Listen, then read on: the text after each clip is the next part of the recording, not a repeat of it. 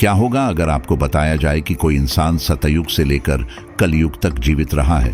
क्या आप इस पर यकीन करेंगे या इसे महज एक मिथक मानेंगे? दोस्तों, आज हम आपको लेकर चलेंगे एक ऐसे रहस्यमय सफर पर जहां समय, इतिहास और कल्पना की सारी सीमाएं टूट जाएंगी।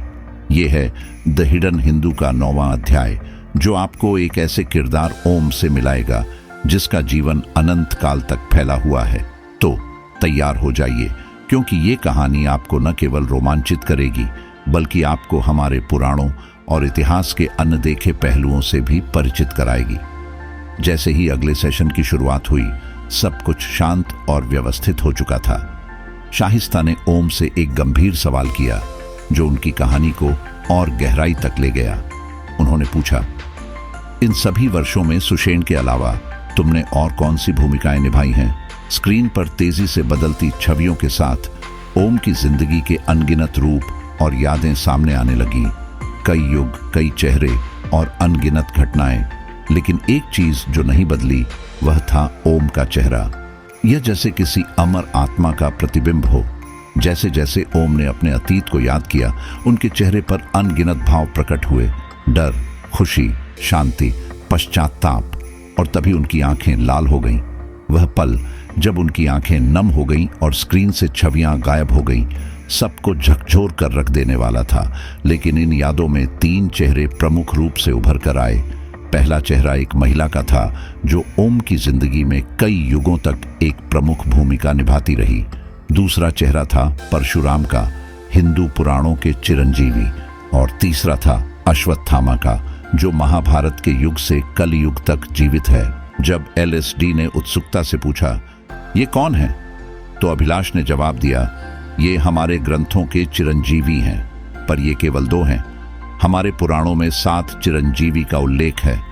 उन्होंने उन सभी चिरंजीवियों का नाम लिया, राजा बलि, विभीषण, वेदव्यास, कृपाचार्य और श्री हनुमान।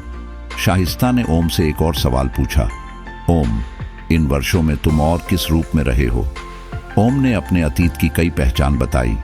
उन्होंने कहा, मैंने हर रूप में जिंदगी के हर रंग देखे हैं। मैं धनवान रहा हूं और बेहद दरिद्र भी। मैं सम्राट रहा हूं और गुलाम भी। मैं बहादुर योद्धा रहा हूं और एक डरा हुआ इंसान भी। इसके बाद उन्होंने एक ऐसा नाम लिया जिसने सबको स्तब्ध कर दिया।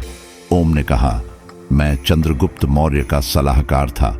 मुझे चाणक्य के नाम से जाना जाता था। जैसे ही यह नाम सामने आया, स्क्रीन पर चाणक्य की तस्वीर स्पष्ट हो गई। शाहिस्ता ने आगे पूछा, द्वापर युग में तुम कौन थे? ओम ने एक दिव्य मुस्कान के साथ जवाब दिया, मेरे इतिहास में कई नाम रहे हैं, लेकिन द्वापर युग में मैं विदुर था। दोस्तों, हिडन हिंदू का यह अध्याय केवल एक किताब का हिस्सा नहीं, बल्कि एक ऐसा रहस्य है जो समय और युगों के परे जाकर हमारी चेतना को झकझोरता है। क्या यह सब केवल कल्पना है या हमारे इतिहास में कहीं न कहीं छुपा हुआ सत्य? इस सवाल का जवाब शायद हमें आने वाले अध्यायों में मिलेगा।